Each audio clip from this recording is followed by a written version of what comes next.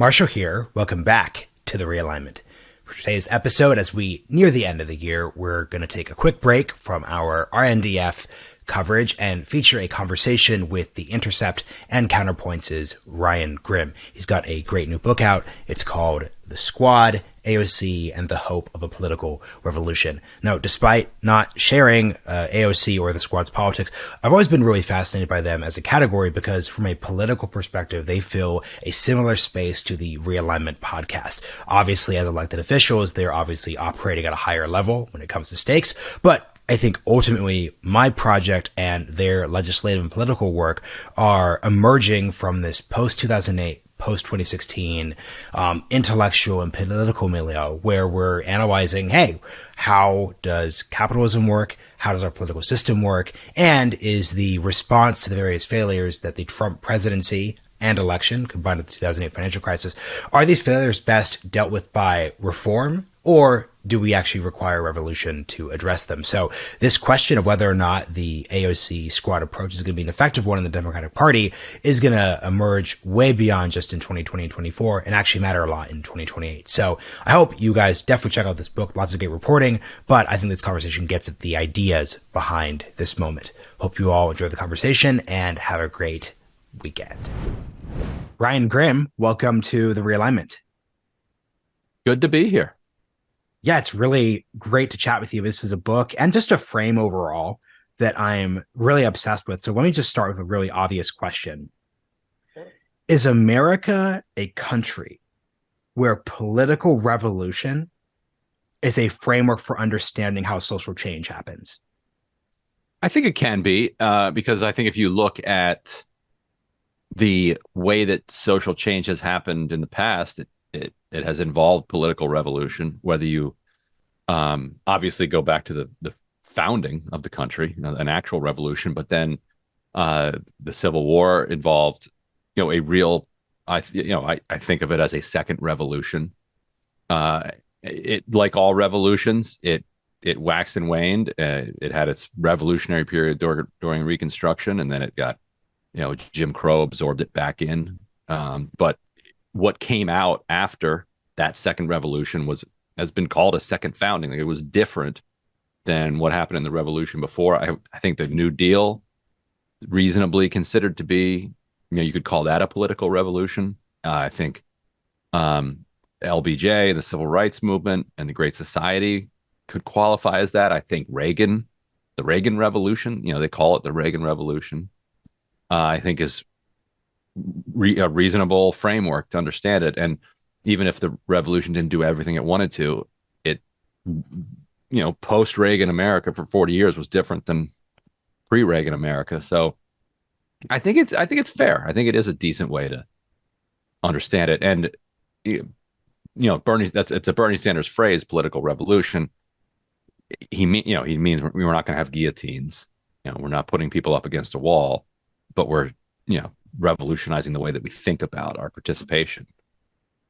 So what I'm curious about, yeah, and I think you gave the correct answer, but I think part of the problem here is I would be curious what you think either a member of the Squad or the type of person who you're writing very eloquently about in the 2010s who kind of forms the activist base of, let's just say, like the left part of like the Democratic Party, because to a certain point, if we're going to talk about FDR's revolution, you see this collapse with the Great Depression, and then you have the fact that FDR was a governor, and you had all this like intellectual scaffolding that been put together over a couple of years.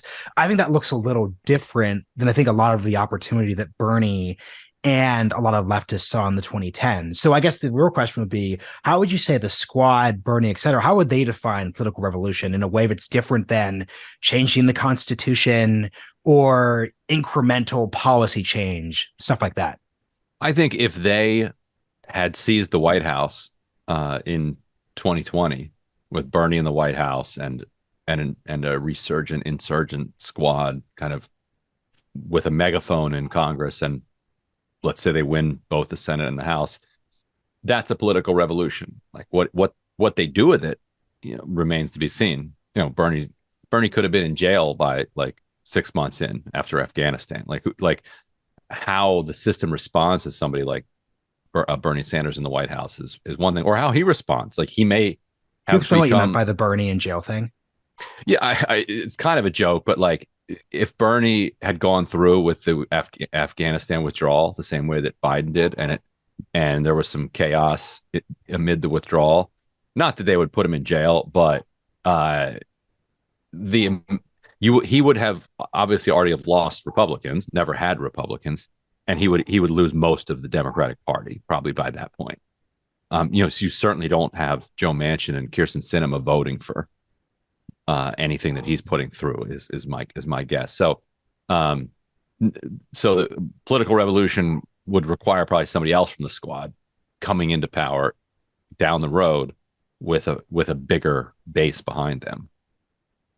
Yeah, that's a really interesting counterfactual in the sense that, and you know this because you cover the news. I think a lot of like the center left and center right space that tends to be Joe Biden's base was in an awkward place when it came to the Afghan withdrawal.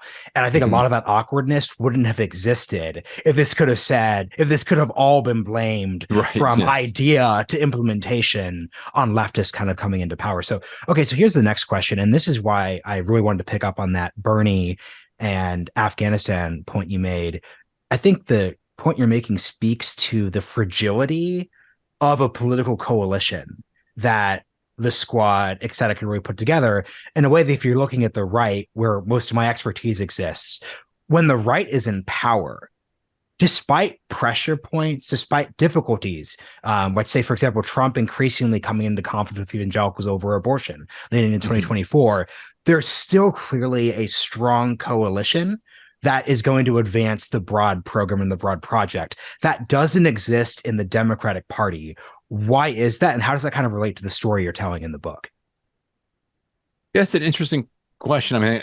I mean, would leave some of the right-wing analysis to you, but I could tell you on the left, the coalition that's developed after kind of you had the New Deal coalition, and then you had that kind of break apart and form into what is now the Democratic coalition. Has always been a coalition. It's been groups of different people. You got corporate, liberal Democrats. You've got environmentalists. You've got feminists. You've got civil rights community. You have LGBT. What was LG, then LGB, LGBT. You've got what's left of the union movement in the United States, and so it's not obvious what all of those. You are missing the defining Biden era group, suburban middle class to upper middle class women, as a true defining pivot point base for the party. Right, which then is right. It's since the 80s, you've kind of had a kind of reorganization, not just in the U.S. but around the world, as you know, with upper middle class and college educated voters gravitating toward center left parties, and you have seen that pretty much everywhere. And so yes, but then it's not obvious what every little piece of that coalition has in common with itself, other than opposition to the opposing coalition, which is a little bit more homogenous. It's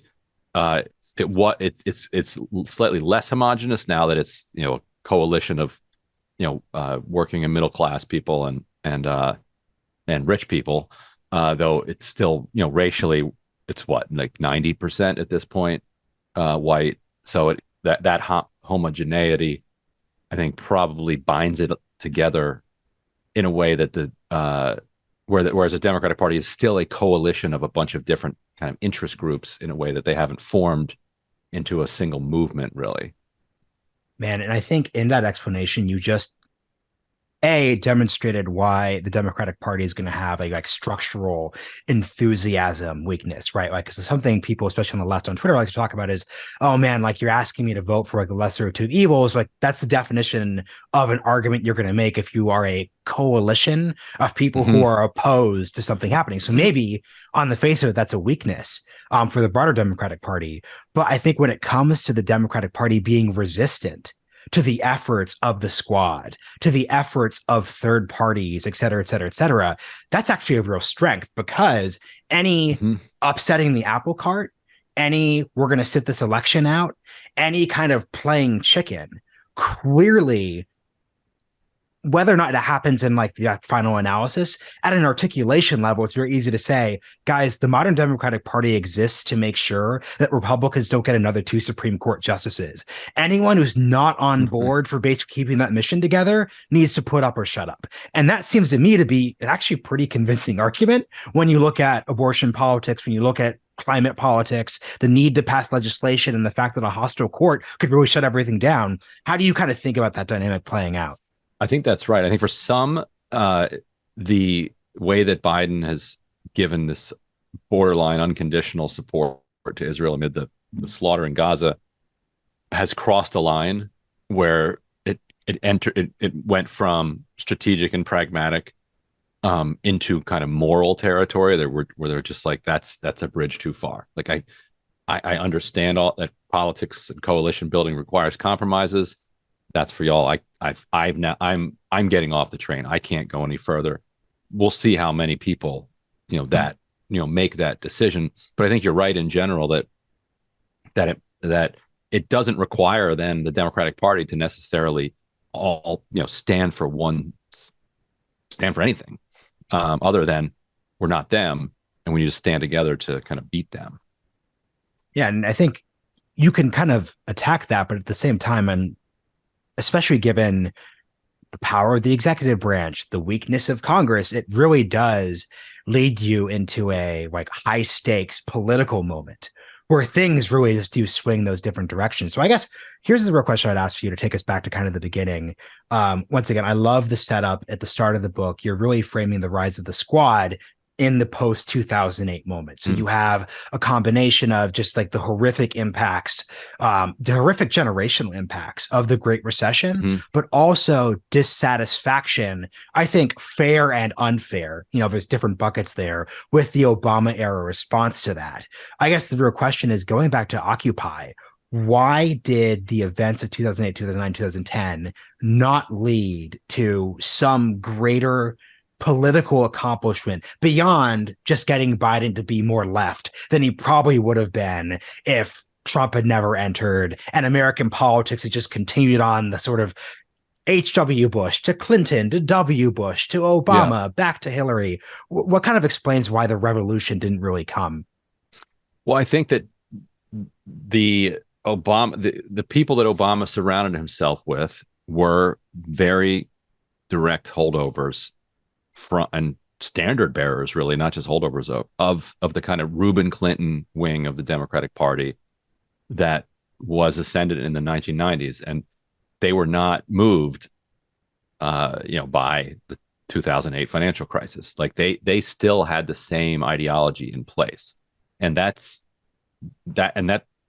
gonna happen throughout history. That even though like history has hit a breaking point and things have changed after it, you still got the same people from back here that are still alive in this time. And because of the way power works, many of them still have their hands on the levers of power. Obama, by virtue of going from the state Senate to the Senate in 2004 and then immediately leaping into the presidential campaign trail, he gave that convention speech in 2004 and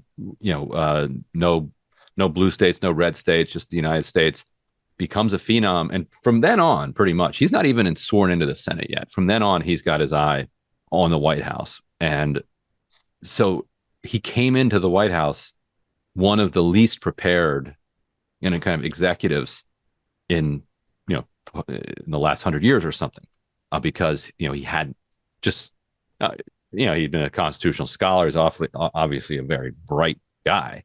But he hadn't been a governor.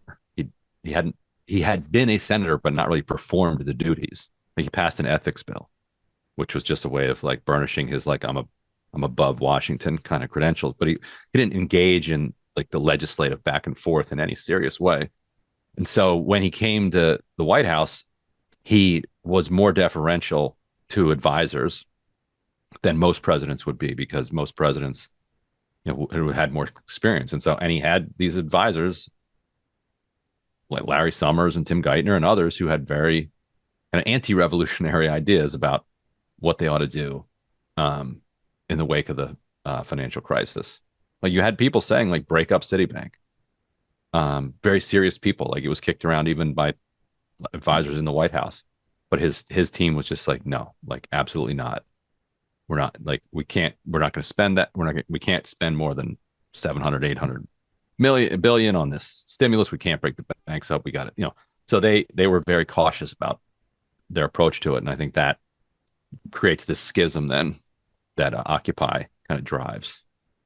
What's so interesting about the story, and you're referring to, Treasury Secretary Robert Rubin from the 90s, I think it's straightforward to politically, I think, policy attack the Clintonian like third way approach from the 90s, but it was a politically successful operationalizing aspect. So at least in the 90s, you can say, look, we've accomplished this like long-standing political feature. We win the popular vote going into 2001.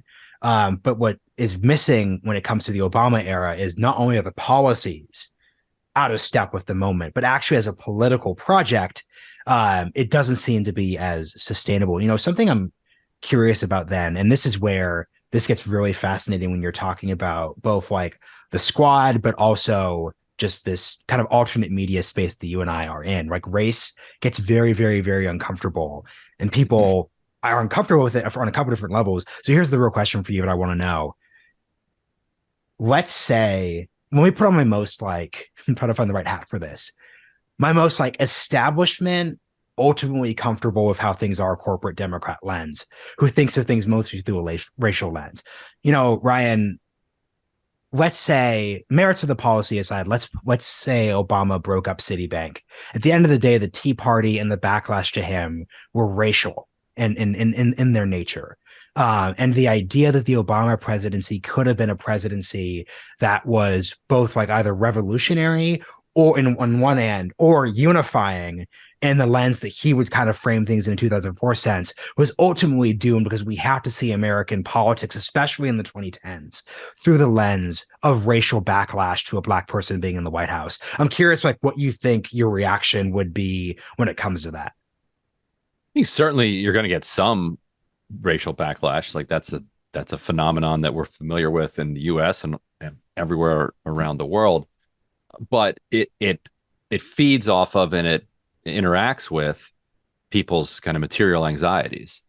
And so the less of that you have, then the less potency you're going to have for some of the kind of racial backlash would be my take on it. That you would have, like, you were all in the wake of the global financial crisis and the inadequate response to it. You were always going to get two strains of populism coming out of it. You're going to get a right wing strain of it, and you were going to get a left wing strain of it. And what Obama ended up symbolizing was an attempt to kind of keep the lid on that and to do a kind of Davos style.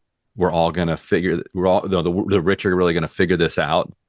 And this was coming at the same time that big tech was really exploding, and big tech back then had this halo around it that these were like good people who were dropping acid and thinking about how to make the world a better place. They just happened to have made billions of dollars, but really they're connecting people and they're creating revolutions all over the world. Like look what they're doing in Egypt and elsewhere.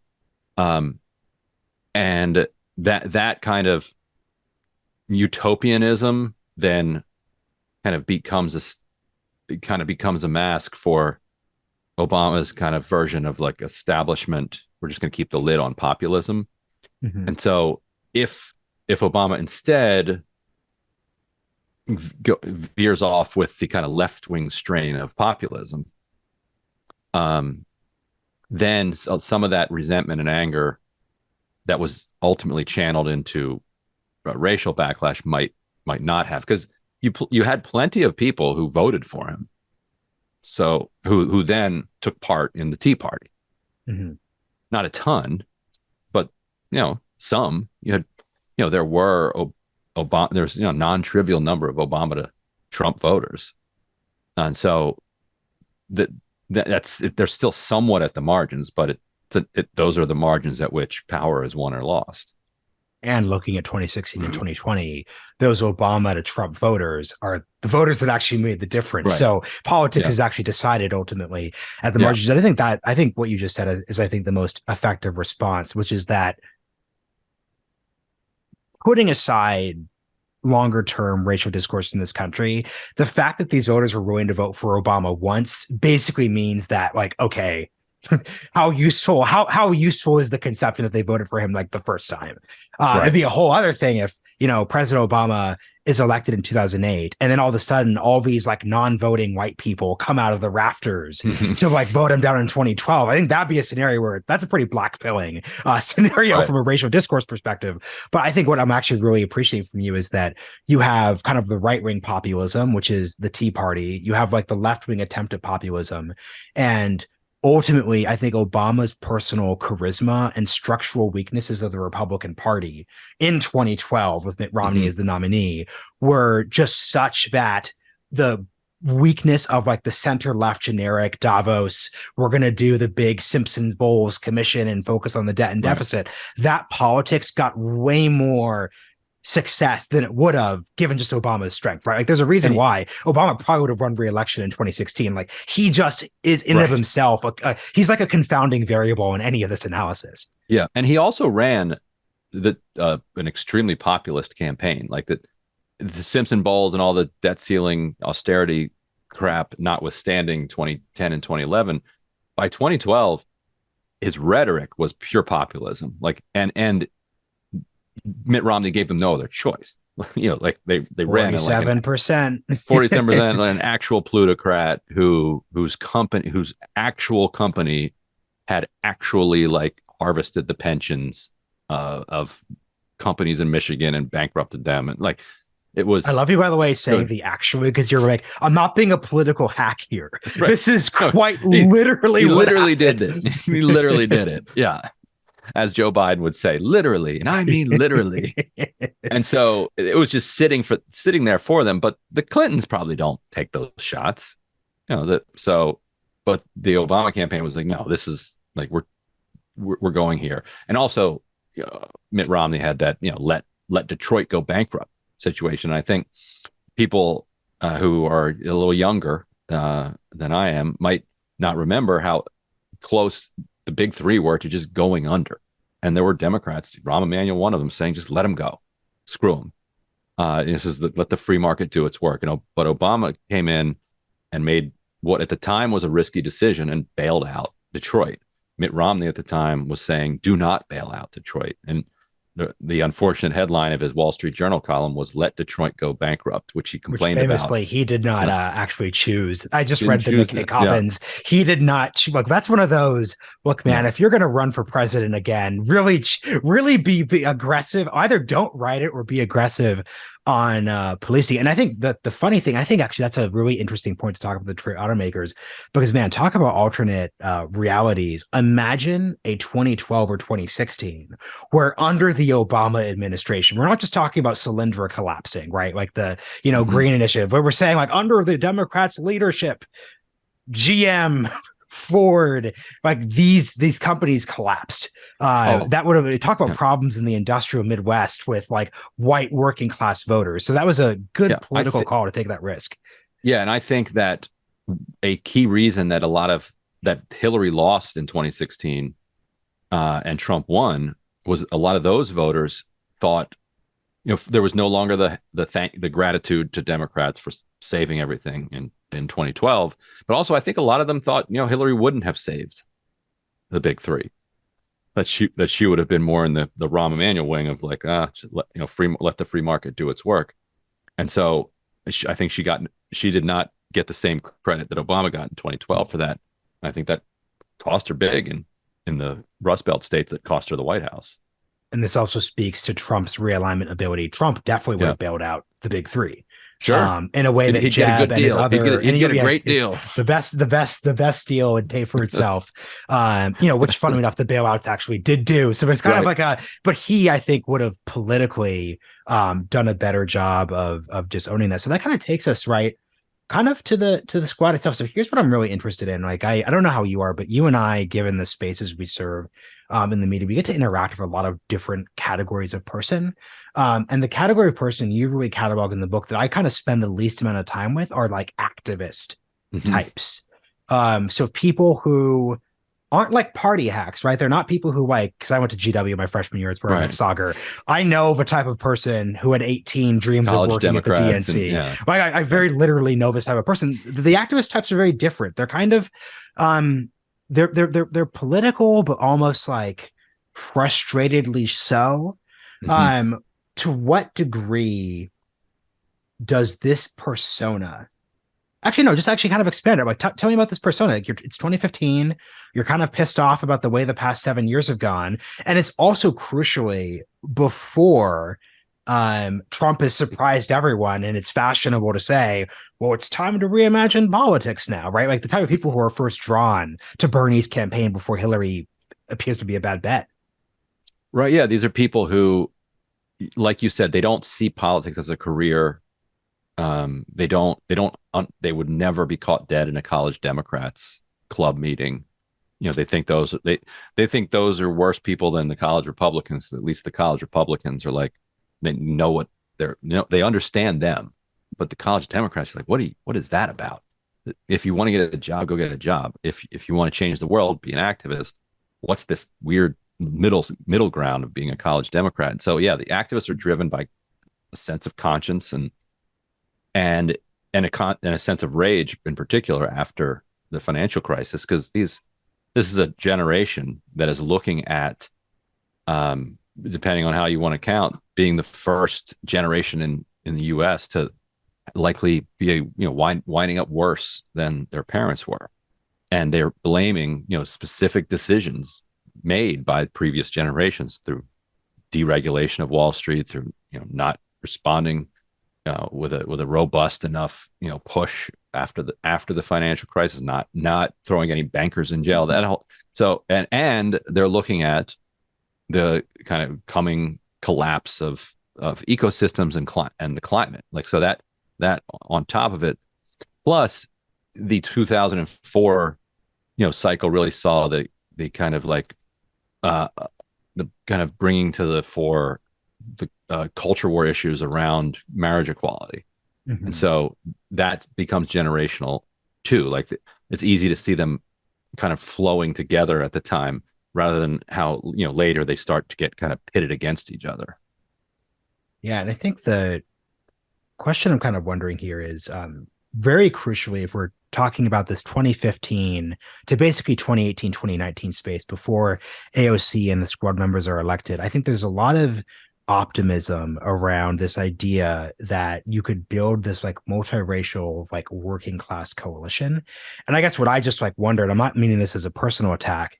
I just read the profiles of these activists and I'm just like not convinced these are quite the people who would do it. I think once again, and this is where it gets really interesting. If you're reading seriously, like about the New Deal era, the like old pre-JFK heyday of American politics, I kind of think of the person who forges a coalition as being kind of like a grimy ward boss or like a union leader. I kind of like wonder if the type of person who like joins like an activist campaign, whether that person is a person who builds coalitions versus someone who, like, let's say in the 60s, is there to antagonize and push politicians to do this, to push on the establishment. I'm just curious how you think about where these specific cogs in the policy ecosystem or the political ecosystem, where they even fit together. Yeah, I mean, you do have, and a decent number of the founders of Justice Democrats, which then recruited a lot of the squad members, did come from working class backgrounds. Some Tennessee, Alexandra Rojas, pretty working class upbringing in Connecticut, and then moved, to California to go to community college so she could get in-state tuition there. So, but at the same time, you have the more typical kind of activists that you think of that went to Oberlin or Brown or whatever. and are going to have a harder time are going to have a harder time connecting. One of the pivotal moments that I highlight, as I'm sure you notice in the book, is the Joe Rogan moment for Bernie Sanders, where when Bernie Sanders went on there and was interviewed, his aide said that it not only was it one of the few like measurable increases in polling that they saw from like a media appearance, because that's how big his audience is, that it's actually moving the polling needle from Rogan. Like your segment can be Rogan listeners, and they would run into just random regular people who were clearly not like activist Democrats all over the country afterwards saying, I wasn't a supporter of yours, but I thought it was really interesting. And then later when Rogan tells Barry Weiss that he's going to vote, during an interview, he's going to vote for Bernie Sanders. The Bernie Sanders team promotes that on Twitter, and they get a big boost in the numbers, but they also get this massive backlash from the kind of online left that then highlights a lot of his previous comments. They're calling him transphobic or sometimes racist, and it becomes this muddled thing where he's unable to then kind of really stitch together what he's trying to do, which is this material driven class-based multiracial coalition, which Rogan's audience has but anyway, so that I think that actually right there is the perfect anecdote that was kind of getting at what I was trying to ask with the question, which was, but this is also where it gets difficult too, because it seems to me, I just think we're in the kind of vibes era of American politics. And in the vibes era, I think Bernie has really strong vibes. If you actually were to sit down and interview Joe Rogan, like, why did you like Bernie Sanders? He would, I think, almost certainly, and probably said this with Barry Weiss, I haven't watched the interview, but resonates with the critique, resonates with the fact that Bernie, for all of his flaws, if you will, is just clearly not a personally corrupt person. Mm-hmm. Rogan would like all of that. But I think if you were then to dial down into a bunch of policies beyond kind of like a vague universal healthcare, which Joe Rogan almost certainly supports, whether it's the jobs guarantee or the Green New Deal. With a lot of these policies, I think you could very quickly get Elon Musk to convince Joe Rogan to not support those policies, especially like, post COVID Joe Rogan, not, talking crap, Right. but it's just like an obvious, like clear reality there. So I guess what I'm kind of asking you here is, what's so interesting about your characterization of the squad is like this deep focus on policy, the papers, the line by lines. This is what we're trying to achieve. How sustainable is that Joe Rogan coalition once you move beyond vibes and start getting at costs? Hey, Joe Rogan, like Elon's probably going to pay more taxes under this dynamic. Hey, Joe Rogan, we're actually pretty hostile to a lot of the people you spend time with and speak with. Hey, Joe Rogan, parts of this coalition are going to basically say to themselves, we're not going to be the black people of the New Deal era thrown under the bus to get this broader coalition done. It's just not worth it. So I guess how sustainable was that kind of like perfect pre-cost Joe Rogan but Bernie synthesis?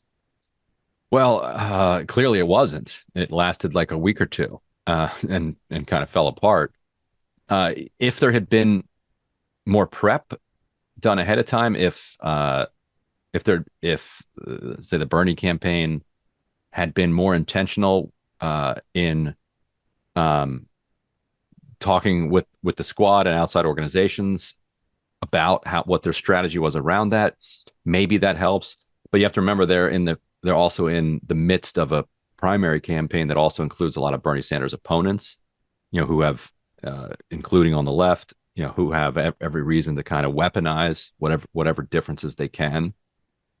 Even people who were trying to get Rogan's, either support or get on would say like, oh, look at the thing after he's endorsed or said he's going to vote for Bernie. It's like, oh, look at the things he said. So in that intramural context, it's tough to see how it holds together. But maybe there's, the ship has sailed, it seems like at this point for foreseeable future. But maybe there was a path. Something I'm interested in, if you're looking at, and we're kind of jumping all over the place, but we're interested, like people should buy the book. I'm interested in like the big ideas here that then you can apply the reporting to. But so if it's 2018, 2019, AOC is elected, you have all these like political insurgencies. I think it'd be possible for someone to think, okay, we're going to see a replication of the Tea Party dynamic, not just pushing the party to the left, but like actually engaging in a drag out fight style politics where there's, some pretty direct short term kamikazeing of oneself, but like, hey, like it's worth it because we kind of thrive in chaos. That very much didn't happen. What's kind of like your summation of why obviously the squad is to the left of Hakeem Jeffries, Nancy Pelosi, et cetera, et cetera, et cetera. I don't think the policy views have changed, but there's just clearly a comfort or a recognition of their place within the coalition that doesn't exist on the Tea Party right, for good and for ill. Because I think the Tea Party right consistently overreached. So, for example, you didn't see a bunch of 2022 midterms where squad-style Democrats win primaries and then lose winnable Senate races. So, like, I'm not just, and then I think this is what's lost with the online left, which is that no, like you could say AOC should behave much more like Jim Jordan, but actually just, there's like a very incredibly terrible cost for engaging with that if you're not thinking that out. So I'm just curious what kind of like happens there. Yeah, I think I think what you're talking about is a big part of it, that they just personally were not like trying to do that type of thing that people expected them perhaps to be doing, but that wasn't really what they were there for. And I think people have to remember the context of, 2019, half that year spent fighting with Pelosi and fighting with Trump kind of equally. And then AIPAC and DMFI coming up on the side. And then immediately you're into the presidential election. And so in the Republican primary, presidential primary, burning the party down is actually a credential. Republicans hate their establishment. So going up against it is a badge of honor. Democratic primary voters are not like that. They still support the party. And so for Bernie Sanders to win, he's going to have to win not just 30-some% that supports him. So basically, that's a time when AOC made this remark that really got her in a bunch of trouble with people calling Pelosi Mama Bear. But the context of that was, look, she's trying to say that Pelosi supports them. She's not. People understood it as her like saying something nice about Pelosi, but what she was saying is, yes, Pelosi's tough. She's attacked us a lot, but she's a mama bear, and me, Bernie, and Pelosi are going to be a team together. And so you normie Democratic voters out there should give us the reins of power. And so because they were trying to win the party's nomination, and doing so requires being well liked by these normie Democrats, I think that inhibited a bit some of the Matt Gaetz style stuff you might see. Yeah, and I think, and this is where I think the activist persona type that's especially prominent on Twitter has difficulty by kind of circling, because let me put it this way, I'm not on 15 different levels. I'm not like a squad type in my politics, but from my perspective, I would say, okay, here's like the brass tacks of the situation. Our base right now, especially during a Trump era, is just going to be these like center left wine suburban moms. They love Nancy Pelosi. So what we need to do, but they love Nancy Pelosi, but they also like aren't exactly paying like hyper attention to policy. So what we need to do is just make them, to your point, not afraid of us, talk about Mama Bear, be anti-Trump, and then, let's bring some Green New Deal to it. Let's have the Climate Conservation Corps thrown in there. Because ultimately, like, our base of the party doesn't actually, this, like, I always get in this fight with Kyle Kalinske, but like, if you actually look through the polling, there's like plenty of things like within the squad's agenda, but it's completely compatible with kind of like a center left like worldview and like the baseline thing.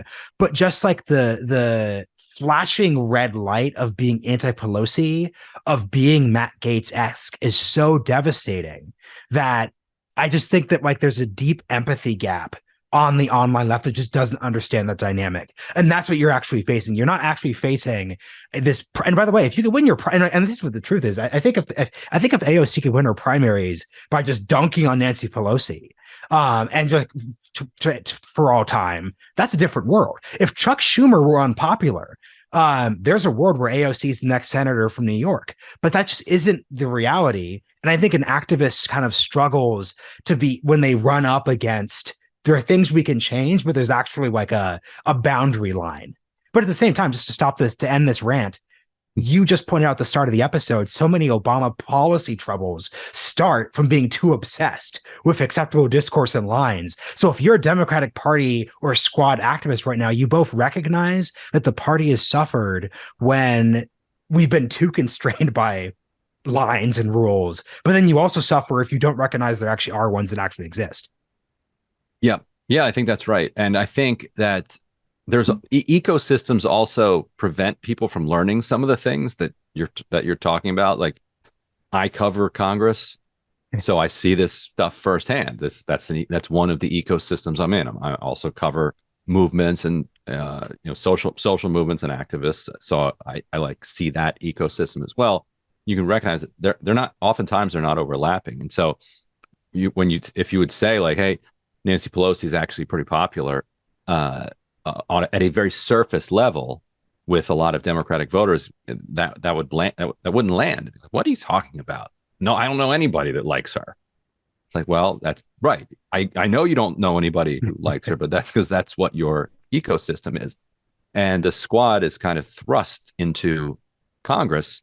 And so and by virtue of running, by going on MSNBC, by going around the country, by running in elections where everybody votes, you just get a broader kind of view than just an activist might. Yeah. Not that they don't have their role, but yeah. Something I'm curious about, I was telling you this before the episode, but I worked on the PBS reboot of Firing Line of Margaret Hoover. So I was quite literally in the room when AOC first got in her controversy about Israel, Palestine, et cetera. And this isn't like a foreign policy debate episode, so I'm more curious about the structure.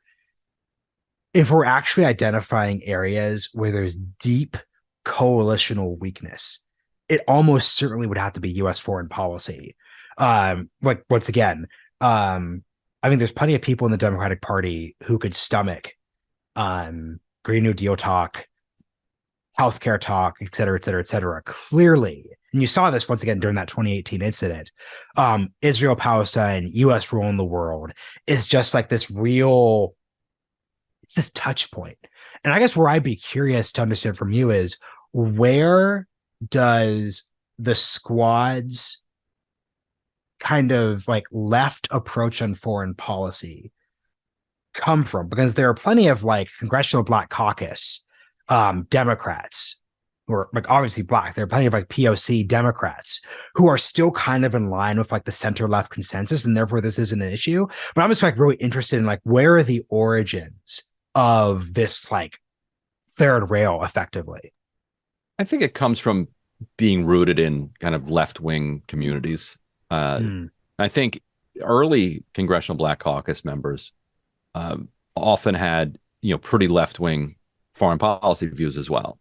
It's as the more established members start coming in that you get a more kind of establishment, take on foreign policy. Ilhan Omar obviously comes from being on the other side of the gun. Mm-hmm. Like I was there in her office very early on when she met with a whole group of anti-war veterans that wanted to work with her in coalition to help end the wars in Afghanistan and Iraq. And she was quite willing and happy to have them on her side, but it was also like a really like surreal experience because she was so used to kind of as a child being on the other side of the gun. And so that comes quite naturally to her and also to Rashida Tlaib, who, of course, whose mother is from Ramallah, and has very direct experience with the occupation there. I think for Presley, it comes because the person she beat, Capuano, for one, was one of the leading kind of progressive foreign policy figures, and people really liked that about him. So she's kind of carried that mantle.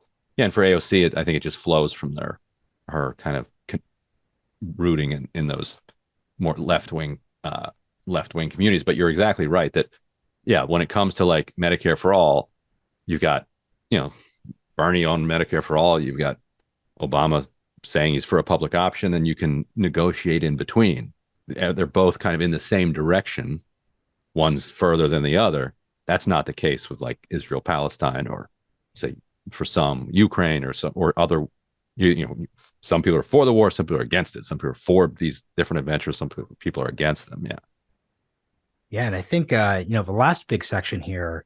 So two questions. I'll go one at a time. So one, look, obviously 2024 next year is going to be this huge political year, but I'm increasingly just obsessed with 27 to 2028 because that is going to be the year where the actual generational changes occurred. So like whether or not Trump wins next year, Trump's done, Biden's done, Hillary's obviously out. You are going to have an open field. Because even in 2020, because once again, like Bernie almost certainly was never going to win a nomination where Trump was at stake. Because when Trump is the Republican nominee, by definition, the number one question Democratic Party voters are going to ask themselves is who is just the most electable person.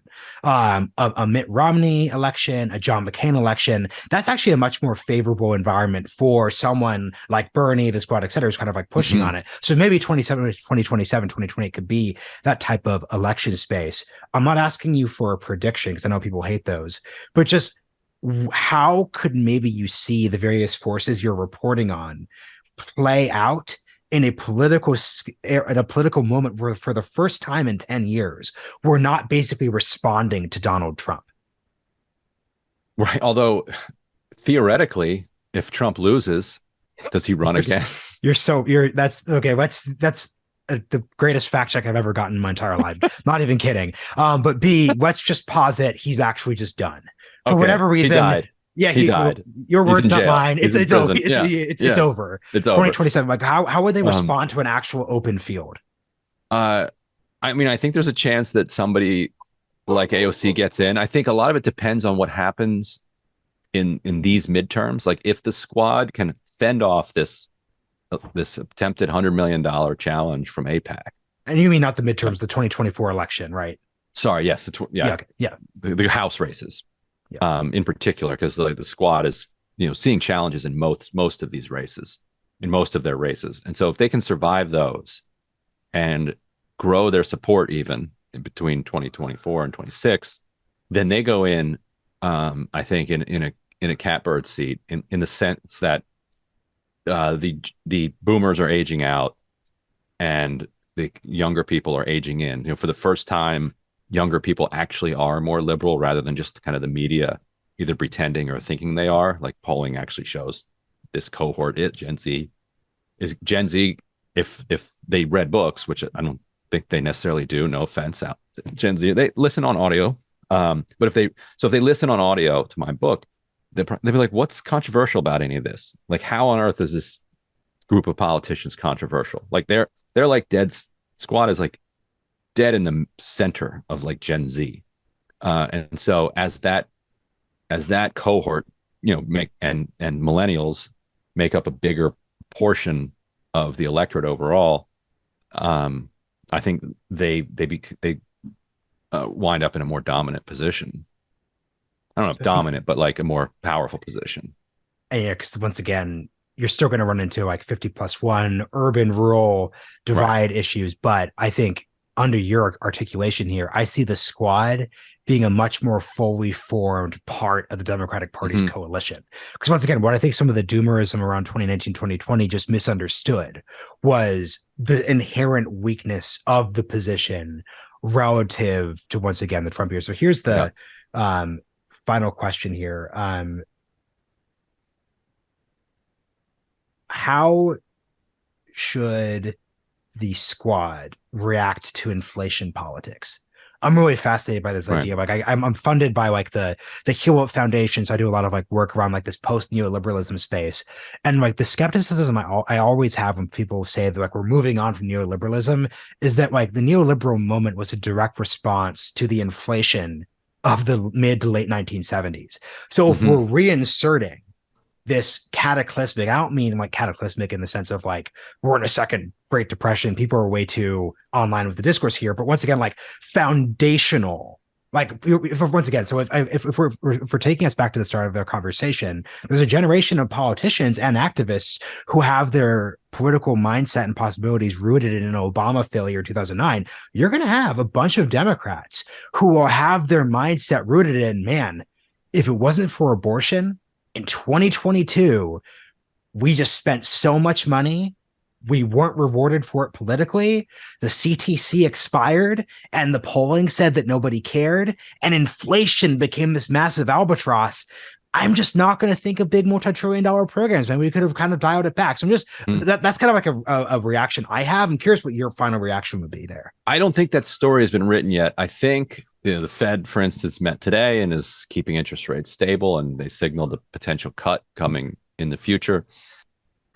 If they do engineer a soft landing here, where you keep unemployment under 4%, you get inflation back down to whatever their target is, 2%, and people can see their worker power grow, and people see their real wages grow over the next year.